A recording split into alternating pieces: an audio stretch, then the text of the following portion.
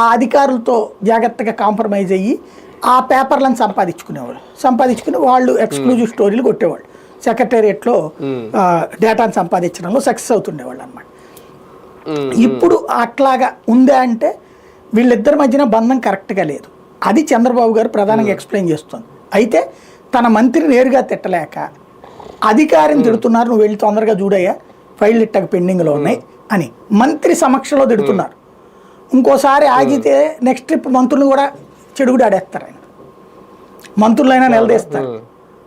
ఇంకోటి ఏంటంటే అధికారులు ఇక్కడ సమాధానం చెప్పరు సాధారణంగా. ఏంటి సార్ మంత్రి గారు పెద్ద పేషీలో ఉండట్లేదు సార్, ఆయన ఎప్పుడో మాకు ఇస్తుంది ఒక రోజు టైము 2 రోజుల టైము, ఆ టైంలో కూడా ఇట్లా ఉన్నారండి అని వాళ్ళు చెప్తారు. అధికారులు చెబితే వాళ్ళ మీద గుస్సా అవుతారు వీళ్ళు. కాబట్టి వాళ్ళు చెప్పట్లా, వాళ్ళకి ఫ్రీ హ్యాండ్ ఇచ్చి మీరు చెప్పండి అసలు ఎందుకు ఇది పెండింగ్ అంటే చెప్తారు వాళ్ళు. రెండవది ఇంకొక కీలకమైన అంశం ఉంది, అధికారులు ఇవాళ డేరింగ్ స్టెప్ తీసుకోరు. ఇది రాసి పెట్టుకోండి, డేరింగ్ స్టెప్ తీసుకోరు. ఇదివరకు ఏంటంటే అధికారే ప్రజా ప్రయోజనాల రీత్యా నిర్ణయం తీసేసుకునేసి ఫైనల్గా వచ్చే మినిస్టర్ నోటీసులో పెట్టేసేవాళ్ళు, కొట్టేవతలు పడేసేవాళ్ళు.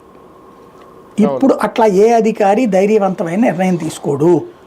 ఇంకొకటి నోట్ చేసుకోవాల్సింది ఏంటంటే ఏ అధికారి వేగంగా పని పూర్తి చెయ్యడు, నెలల వారీ పెండింగే పెడతాడు. ఎందుకు